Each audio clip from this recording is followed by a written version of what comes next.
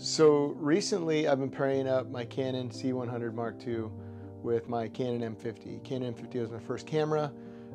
It's really served me well. The images I think come out great.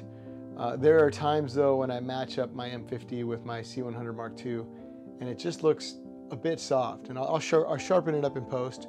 So I thought I'd get a little bit more of a professional level camera and went with the EOS R. I don't know, I guess it depends on who you are if you consider that a professional camera, but we use it for work, so that's what it is for us, same with the M50. Anyhow, I've never really shot with this. I was really debating whether I should just get another C100 Mark II. I wanted something smaller, something that would be more incognito for shooting on locations where we don't have permits. And so the EOS R seemed like a good choice. I'm in one of these, Facebook groups, and a lot of folks said that the EOS R paired up fairly well. Well, I decided just to, while I was buying that thing, to get some RF 50mm. I thought that would be pretty good. I always use a 50mm. Works really good for the type of stuff that we're doing. And holy cow, the 50mm on the EOS R is so sharp. So I guess where I'm going with this is, I see a lot of comments about people saying, it's not sharp enough, or this lens is super sharp. I don't know when sharp starts really kind of producing diminishing returns.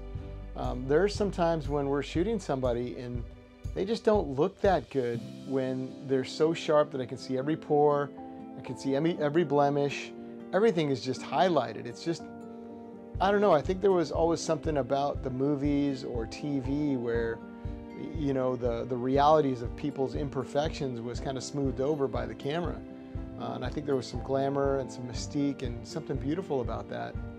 And I'm not completely sold now on this whole, I see a lot of comments, like I said, that camera's not quite as sharp, or that lens isn't as sharp.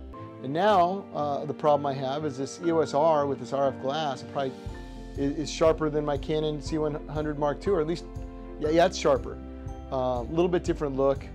I haven't matched it up with Canon Log yet. I think that'll be a little bit better. But I did see a video where somebody was using a vintage lens, and I think that might be what I'm going to do. I think I might work on. I have a 50mm vintage lens that I think I'm going to pair up with these two and see how that works out. I'll probably do a little video on that to make these kind of just match a little bit better, because one is just a little bit sharper than the other. I'm really not, I don't really want it to be any sharper.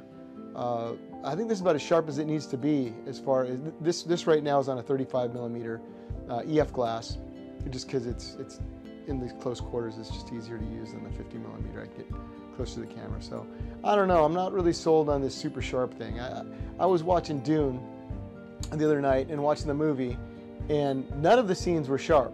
I was watching Foundation on Apple, and none of the scenes as far as people's faces were so sharp that you could see individual hairs coming out of their face.